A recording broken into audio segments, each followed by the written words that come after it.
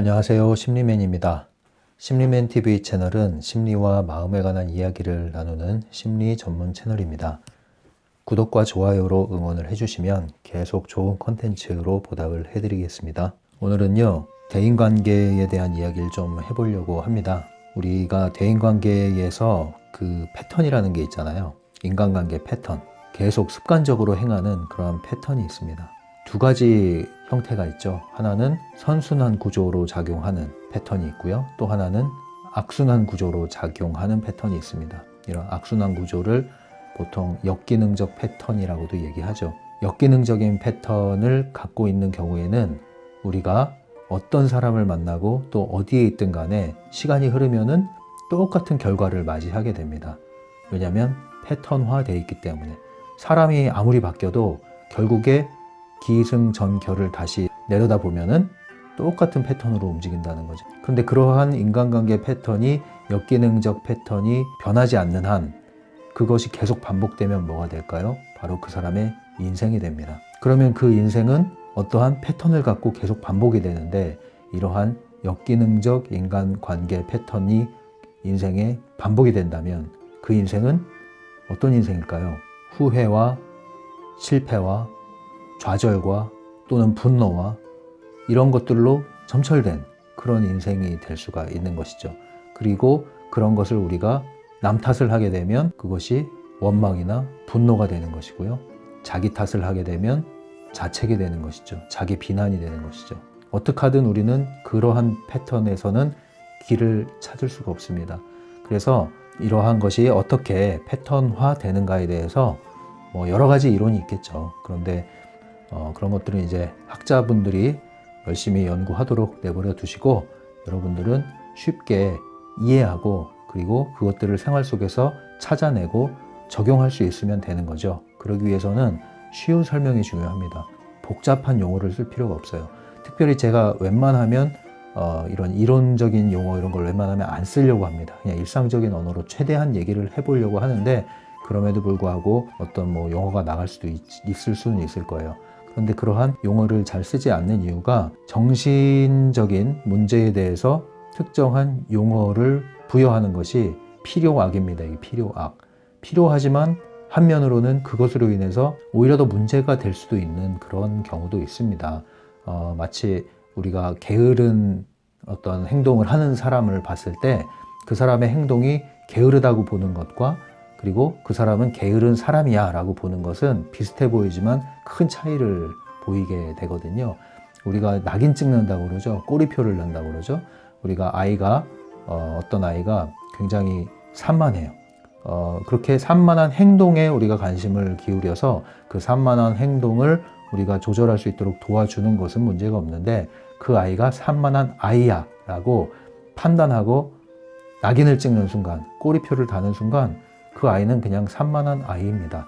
그리고 다른 여지가 없어요. 산만하게 태어나서 산만하게 살고 있는 아이가 어떻게 변할 수가 있겠어요. 그래서 우리는 그러한 낙인 찍고 꼬리표를 단다고 그러는데 그런 존재의 낙인을 찍는 말은 쉽게 해서는 안 됩니다. 그것은 꼭 그렇게 분류를 할 필요가 있는 사람은 물론 있습니다. 하지만 일상에서 우리가 그런 낙인을 찍는 말, 꼬리표를 다는 말 이런 말들은 가능한 자제하는 게 필요하고요. 그리고 이제 부부 사이에서도 마찬가지죠. 부부싸움을 하다 보면은 이게 골이 깊어지고 앙금이 깊어지고 그래서 안에 있는 게 폭발하기 시작하면 상대방의 존재를 비난하는 그런 말을 할 수가 있거든요. 그 존재 자체를 비난하는 말 굉장히 안 좋은 말입니다. 그거 돌이키기가 힘듭니다.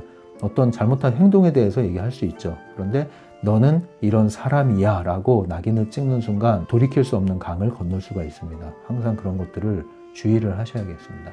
인간관계 패턴을 살펴보려면 두 개의 원을 그려보면 됩니다.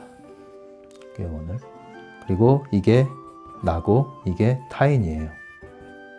이 타인에는 우리가 사회적으로는 친구들이나 동료들이나 여러 사회적 인간관계가 있겠고요. 가장 가깝게는 가족이 있겠죠. 가족 중에서도 가장 먼저는 부모가 되겠죠. 이러한 타인들, 그리고 나가 있습니다. 우리는 태어나면요, 남녀노소 동서고금을 막론하고 기본적인 욕구가 있습니다. 그걸 두 가지를 선정을 해보겠습니다. 기본적인 욕구 두 가지는요, 사랑받고 싶고 인정받고 싶은 욕구입니다. 여러분들 있으십니까? 사랑받고 싶고 인정받고 싶은 욕구. 이것은 나이를 불문하고 인종을 불문하고 문화를 불문하고 인간이라면 누구나 가지고 있는 욕구입니다. 그리고 이러한 욕구는 끊임없이 우리가 필요로 하는 그러한 욕구입니다. 여러분 사랑을 필요로 하시죠? 이것은 비단 연인과의 사랑만을, 이러한 로맨스만을 얘기하는 것이 아닙니다.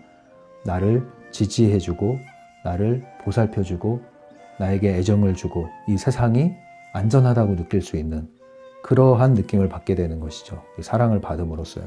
아이가 태어나서 가장 먼저 어머니의 품에 안겨서 이러한 사랑을 받습니다. 부모님을 통해서 이러한 사랑을 받습니다. 그리고 주위의 친지들, 그리고 주위의 이웃들을 통해서 이러한 사랑을 받습니다. 그래서 이러한 사랑을 담뿍 충분히 받은 사람들은 자라면서 어떤 느낌이 들까요?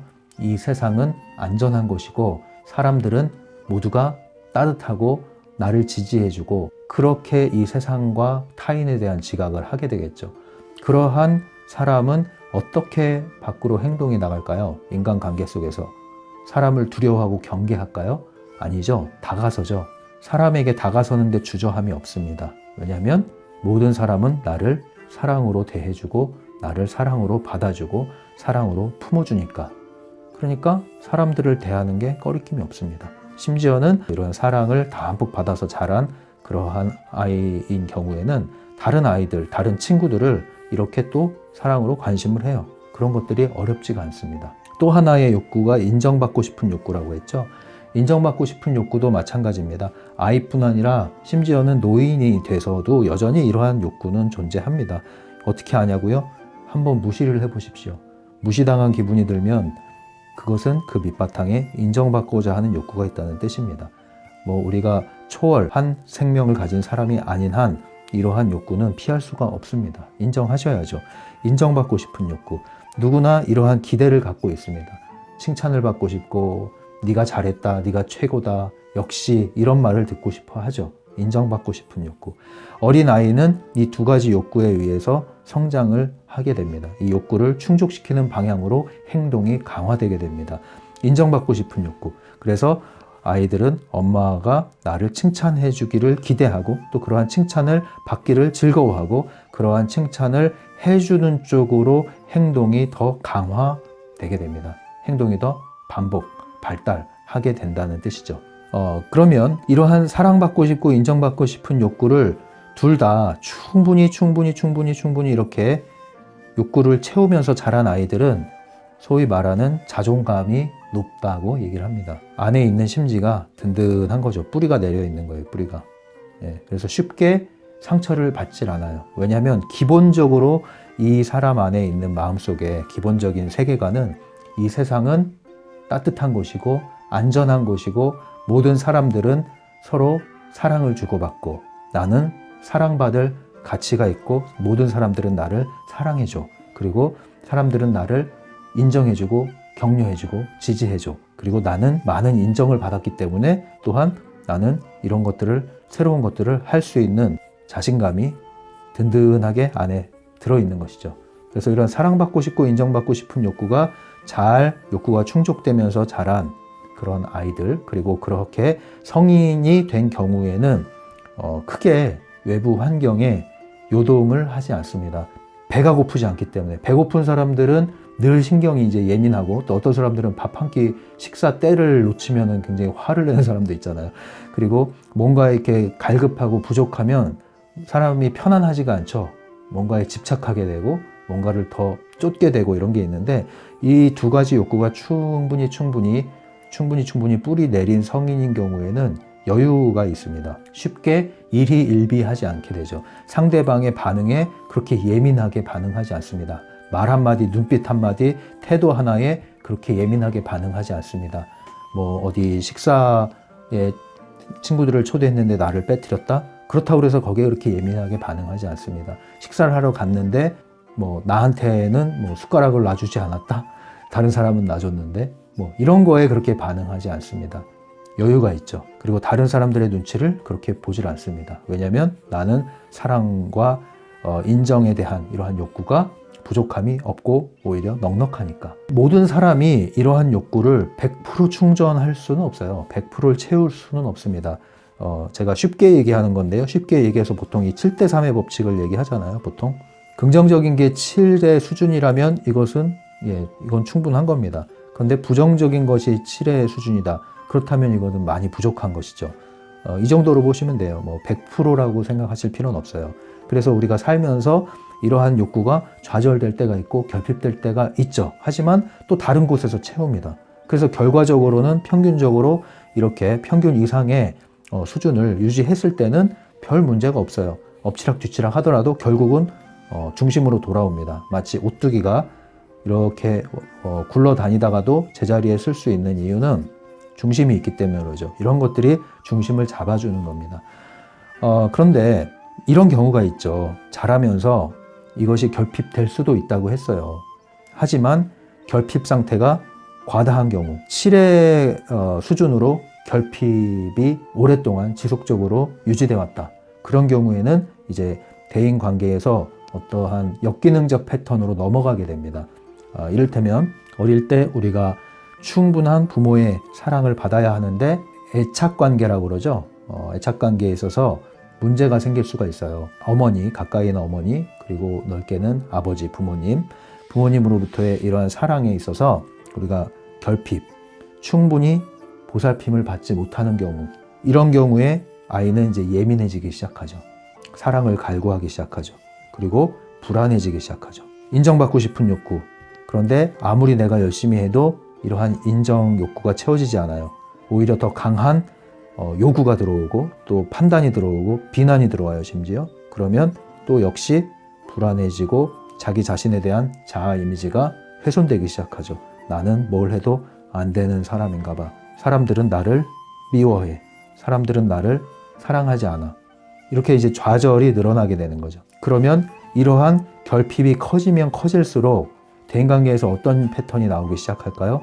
이러한 사랑과 인정 욕구가 결핍이 됐을 때 처음에는 그것을 채우기 위한 행동을 시도할 겁니다. 어떻게 하겠습니까?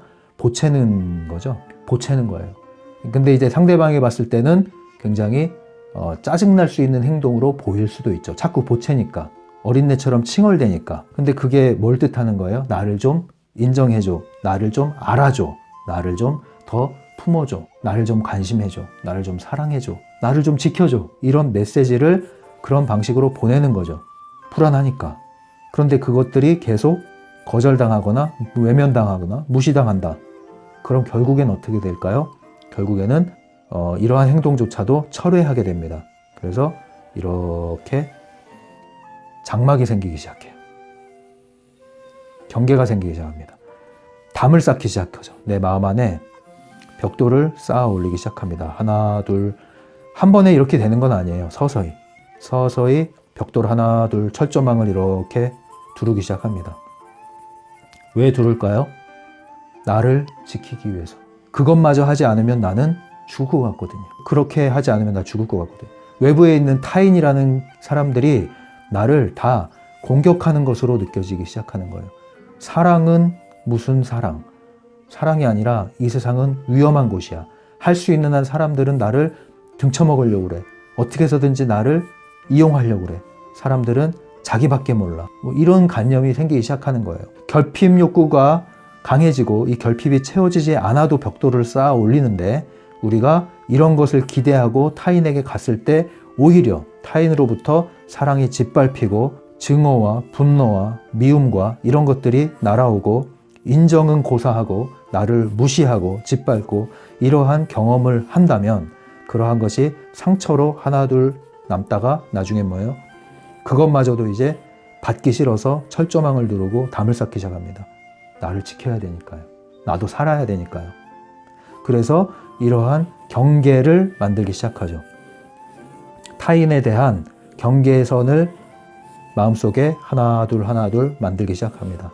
이것이 하루아침에 되는 건 아니고요. 가깝게는 부모, 가족으로부터 시작해서 그리고 친구, 동료, 이렇게 점점 발달 과정에서 대인관계 속에서 어떠한 경험을 하냐에 따라서 반응이 점점 쌓이게 되는 겁니다. 그래서 벽돌이 쌓이고 장막이 쳐졌다, 철조망이 쳐졌다.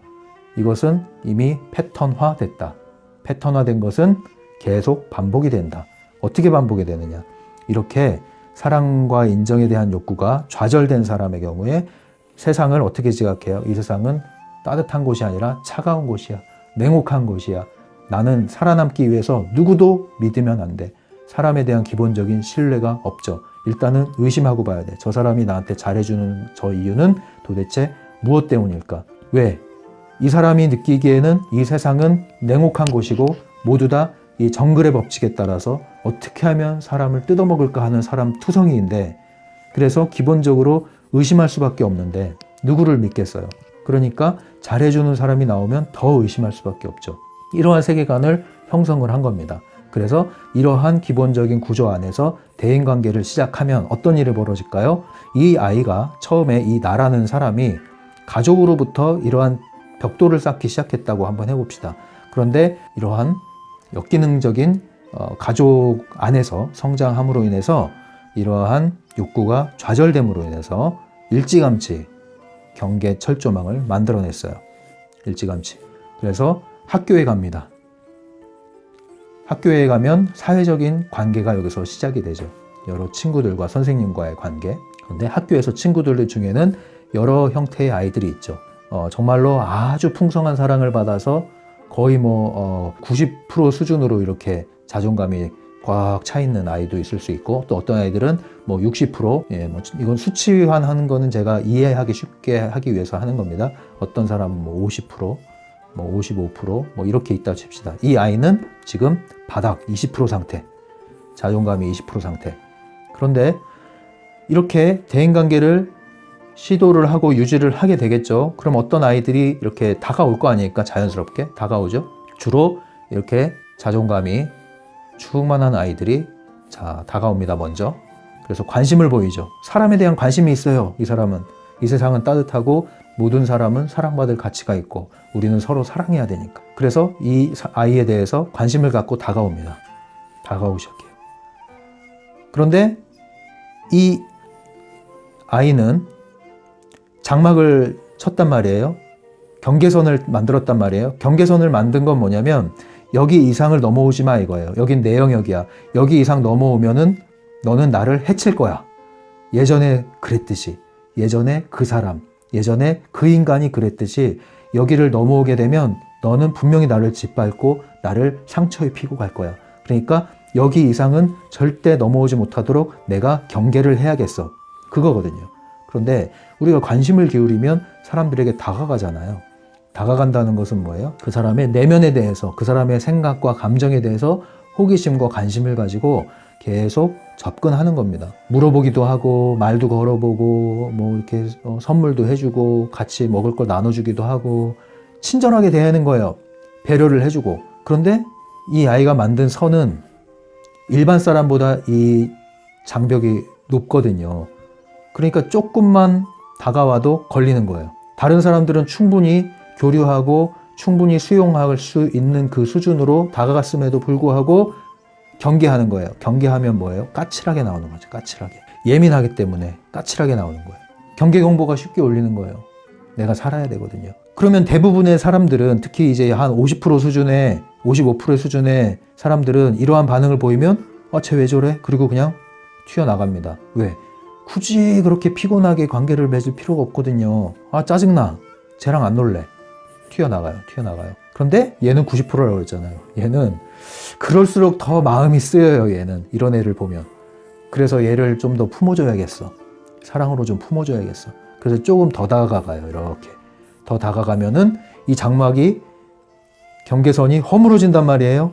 뒤로 밀린단 말이에요. 그럼 얘는 이제 경계경보에서 최상의 단계로 올라가요. 공습경보, 비상사태, 삐비비비비. 왜?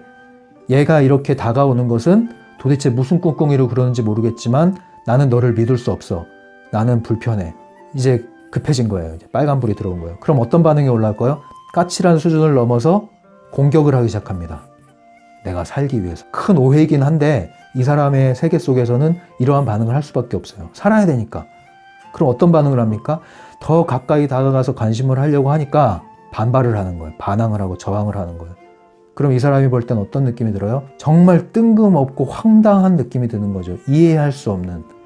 제가 왜 저러지? 내가 뭘 잘못했나? 제가 왜 저러지? 왜 저렇게 과잉 반응을 하지? 이렇게 과잉 반응을 하지? 적대적으로 나오는 거예요. 처음엔 도망갔거든요. 처음에는 까칠하게 굴고 그 다음에 계속 도망 다녀요. 회피죠, 회피. 다가오면 도망가고 다가오면 도망가고. 근데 궁지에 밀려가지고 또 다가오니까 그때는 저항을 하기 시작하는 거예요. 저항을. 공격적으로 나오는 거죠. 공격적인 태도. 제가 왜 저러지? 이해할 수가 없어요. 얘도 이해할 수 없고 다른 사람도 이해할 수가 없어요. 그런데 이 사람의 세계 안에서는 이렇게 할 수밖에 없어요. 물론 이 패턴은 잘못된 패턴이고 이것은 역기능적 패턴이며 비합리적 신념이죠. 왜 이런 일이 벌어졌느냐? 패턴화되는 과정이 어떻게 됐냐면요. 이 사람이 아이 때부터 이러한 좌절 경험을 반복을 하게 되잖아요. 근데 우리는 성공 경험, 성취 경험과 좌절 경험 중에서 결론적으로, 통계적으로 성취 경험이 많으면 이렇게 되는 거예요. 이 아이들처럼, 이 사람들처럼. 그런데 좌절 경험, 실패 경험, 상처받은 경험이 더 많다. 통계적으로 쌓인 게 더 많다. 그러면 그런 일들이 더 많아지니까, 더 많아지면 많아질수록 머릿속에서 어떤 생각을 해요? 이 세상은 안전한 곳이 아니야. 사람들은 다 자기 이익을 채우기 위해서 사람들을 이용하는 거야. 믿을 사람이 한 명도 없어. 사람은 믿어서는 안 돼. 이런 관념이 생기게 돼요. 그리고 모든 관계 속에선 다 상처를 입게 돼 있어. 나는 피해를 보게 돼 있어. 뭐 이런 관념들. 그런데 이런 관념들이 실패 경험, 상처받는 경험이 생길 때마다 이렇게 피드백을 줍니다. 스스로에게. 먹이를 다시 주는 거예요. 어떤 먹이를 줘요? 거봐. 그럼 그렇지. 내 말이 맞잖아. 이 말로 피드백을 줍니다. 그래서 강화가 되는 거예요. 근데 왜 이런 일이 벌어지느냐? 한 번, 두 번, 세 번, 네 번 이런 좌절 경험을, 실패 경험을 하고 상처받는 경험을 했을 때 의심을 하잖아요, 사람을. 의심을 하잖아요. 근데 의심을 했기 때문에 경계를 하고 의심을 했기 때문에 불신을 했기 때문에 저항을 하는데 까칠해지는데 까칠해지고 저항을 하면 말씀드렸듯이 웬만한 사람들은 이러한 정말 천사 같은 사람들 빼고 웬만한 사람들은 다가가다가 결국은 철회를 해요. 관계를. 왜? 굳이 그렇게 피곤하게 살 이유가 없거든요. 너 말고도 친구 많거든. 그러니까 결국은 철회를 한단 말이에요. 그 철회를 할 때 이 친구가 어떤 생각을 해요? 거봐.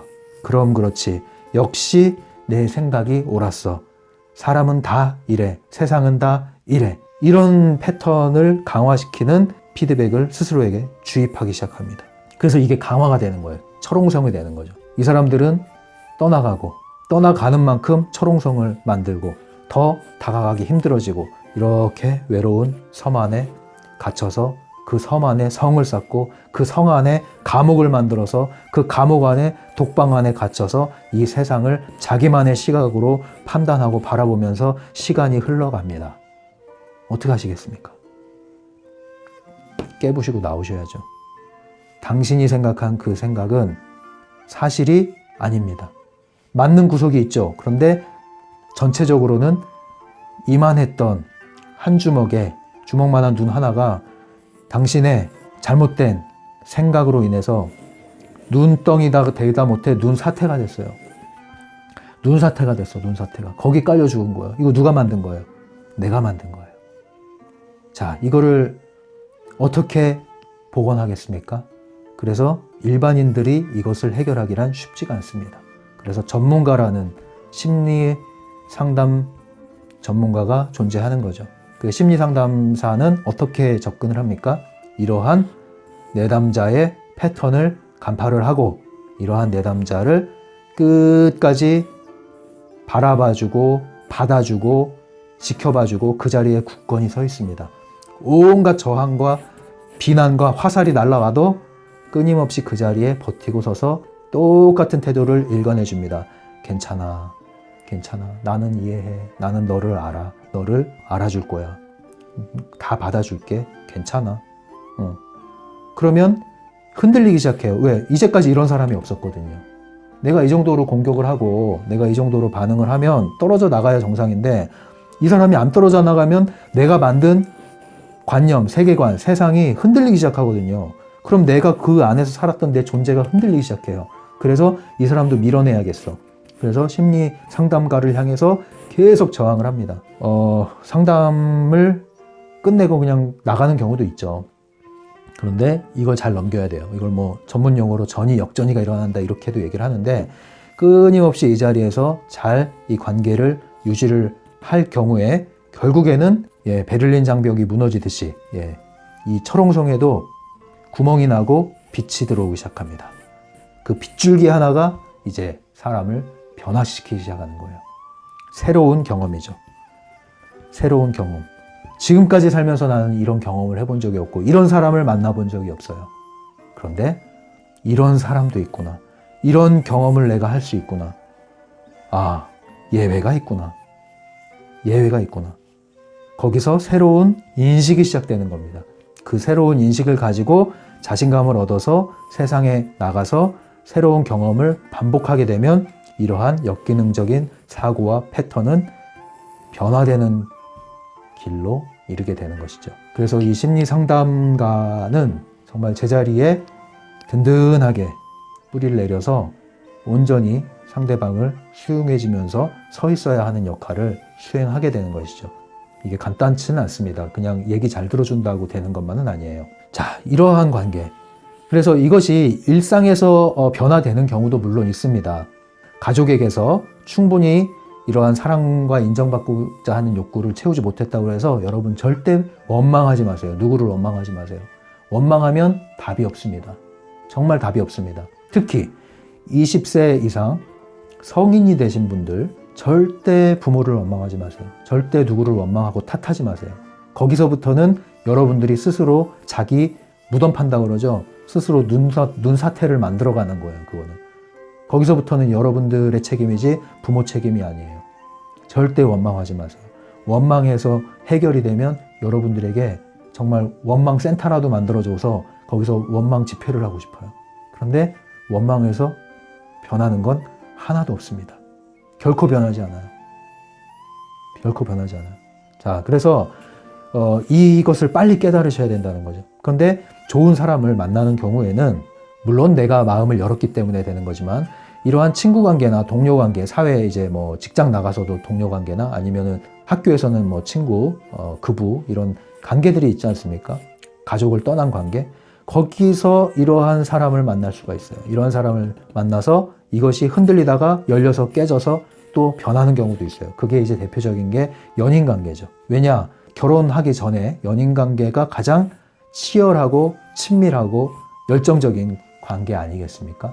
일반적인 관계에서는 이렇게 붙어 있기가 쉽지 않죠. 그런데 그 사랑이라는 것이 이러한 관계를 계속 붙잡아 주지 않겠습니까? 그래서 연인 관계에서 이러한 변화가 일어날 가능성이 또 여지가 생기는 겁니다. 그래서 제가 그런 얘기를 많이 해요. 젊을 때는 연애를 많이 해봐라. 실패도 많이 해봐라. 거기서 배우는 게 엄청나게 많다. 뭐 그렇다고 해서 뭐 놀부처럼 흥부 따라 한다고 그렇게 연애를 목적처럼 하진 마십시오. 그런 뜻이 아니라 이러한 가장 첨예한 심리적인 관계, 역동이 일어나는 이러한 사랑하는 사이, 연인 관계에서 철옹구성 같은 내 마음이 흔들릴 수가 있다. 그래서 그것이 변화의 계기가 될 수가 있다. 그래서 사랑의 위대한 힘이 거기서 나오는 것이죠. 네. 그런데 그렇게도 안 된다면 여러분들은 이런 전문가를 찾아가서 변화의 시간을 보낼 필요가 있습니다. 네. 세상은 냉혹하기도 하고 따뜻하기도 한 거죠. 따뜻하기만 한 것도 아니고 냉혹하기만 한 것도 아닙니다. 그런데 따뜻한 세상으로 세상을 보는 사람들은 따뜻한 세상을 살아요. 주위에 따뜻한 사람이 가득해요. 자, 여기서부터는 이제 트랜서핑으로 넘어옵니다. 트랜서핑으로 넘어와서도 전형적으로 이것이 분석이 되죠. 좀 더 본질적인 분석이 되죠. 이러한 역기능적 패턴, 어떻게 만들어졌을까요? 바로 사념체를 형성한 거죠. 사념체를. 내가 만든 사념체.